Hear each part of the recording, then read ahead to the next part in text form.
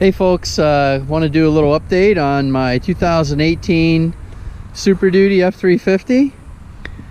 If you follow my YouTube channel, you know I had a 2012 model and upgraded to this one in 2018 April.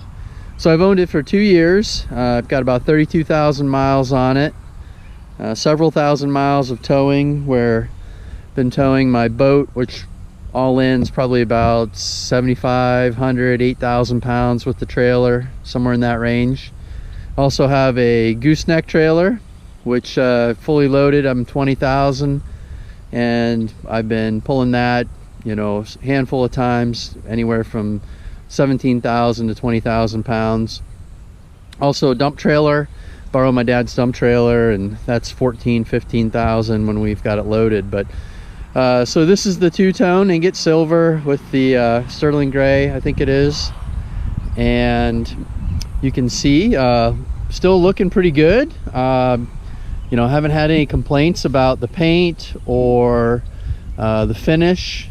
No rust. It is aluminum, but I'm not seeing any issues. Like sometimes I know when you're looking like where you get a rock chip or something, you know, you can get some flaking, and I have not had any problems like that. I do have the LED lighting package, which I really enjoy. It's a very nice light output, very bright. Still got the stock Michelins. Again, 32,000 miles. I do put a set of winter tires on. You can watch my review of the general tires that I have for it as well. So this is the 6.7 liter turbo diesel.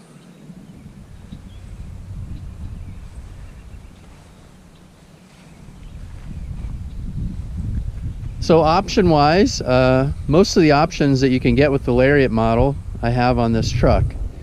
One that I did not choose was the Moonroof. I did not care for it. I didn't want the room taken out of the overhead, and then I'd read some things about it that I just didn't care for, so I'm good with that. This does have the keyless remote, so you want to drop the tailgate, do that very easily. Do have the integrated step bed liner from the factory with the gooseneck prep package. Do have the LED lighting in the bed and the tie downs. I put the Tuxedo tonneau cover on it.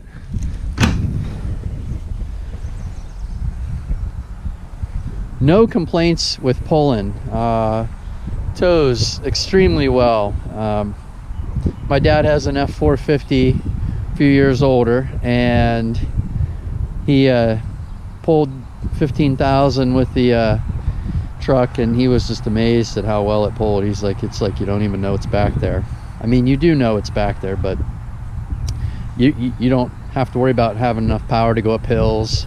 Fifth gear, it'll drop from 6th to 5th and just pull most things right up the hill. I did put Dura flaps on it, mud flaps. I like a longer mud flap that provides a bit more protection. And I do have the wheel well liners in the rear. I use fluid film for undercoating. And the def tank is here. Take a look on the inside. Oh, let me unlock it.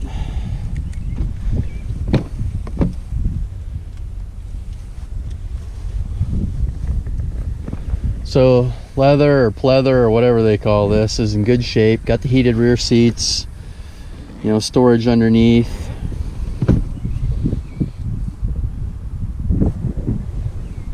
Everything's in great shape. Again, you know, always I'm concerned about the bottom of the doors. Have not seen any issues where it looks like paint's going to start flaking or peeling. Very quiet inside. You see it's not immaculate. I haven't detailed it in a little while, but See the condition of everything. Every couple months I'll throw some leather conditioner on the seats. I do have the upfitter switches, and I do have a onboard air compressor and train horn set up on that. You can see the center there for nav and all that. It does have the auto dimming headlights. I like that feature. I don't have adaptive cruise control. That was something I opted out of just because that was an early adoption of that technology, and I don't like to be amongst the first to join that technology. My wife's vehicle does have it, and it is handy. I do have the adaptive steering.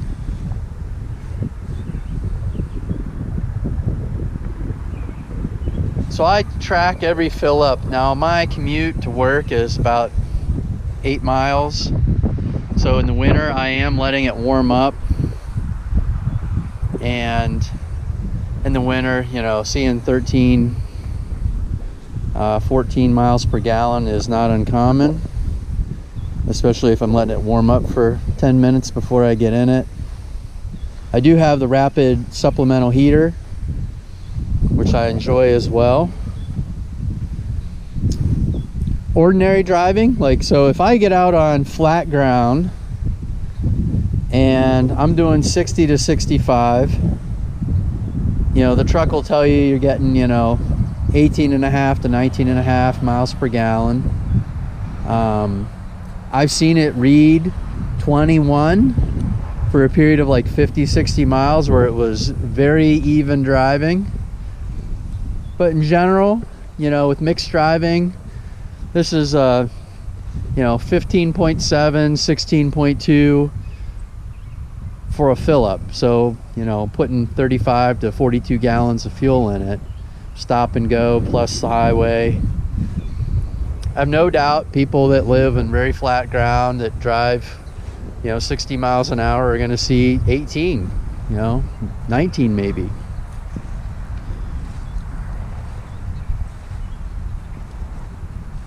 So I do like the long bed.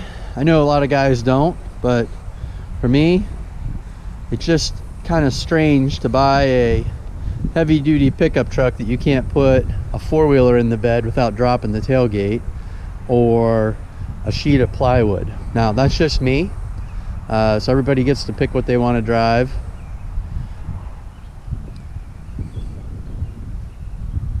I like the two-tone. I also like the integrated wheel well lips there,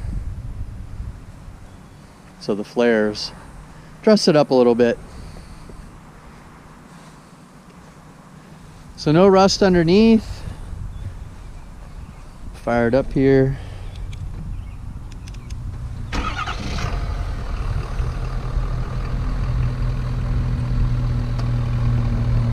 Very quiet.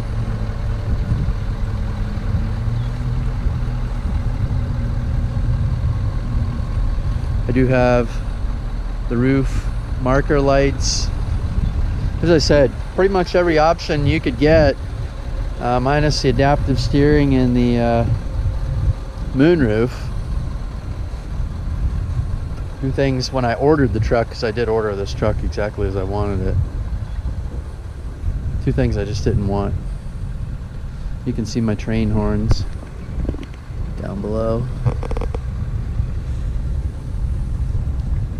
But if you're in the market for a heavy duty pickup truck now, you know, the 2018, 2019 models of this are different than the 2020. The 2020 model has a 10-speed transmission versus the 6.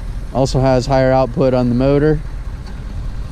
I wouldn't mind test driving one. I love this truck, and I've heard fantastic things about the 10-speed and the increased horsepower. Just really, and I'm not, you know, bashing Dodge or General Motors. I think they make good trucks. Everybody has, you know, issues. Everybody has great trucks. They pull a lot of weight. This is just, to me, very comfortable. I love the looks of it. I think the powertrain is excellent. If you read Consumer Reports, when they do rate heavy duty trucks, Ford beats out Dodge and Ram, or Dodge and GM with reliability, which is an important thing for me. My 2012 model, I put 100,000 miles on it. Had to replace a couple of $25 link bushings in the front suspension that would get a little bit worn, and I had 2 warranty items, 2 or 3. Yeah, I replaced the Ford emblem because it was faded. I actually, on my 2012 model, replaced one of those because the paint flaked off, and there was a wire harness under the hood that caused the engine to buzz. That was replaced. Again, nothing that shut the vehicle off. Oh, there was a NOx sensor. Yeah, so part of the emissions. But 32,000 miles on this one, and it's been rock solid. I'd buy this truck again in a heartbeat. Appreciate you watching my video here, and hopefully you might want to check out my other videos, some of my other interests. I appreciate you watching. Thanks.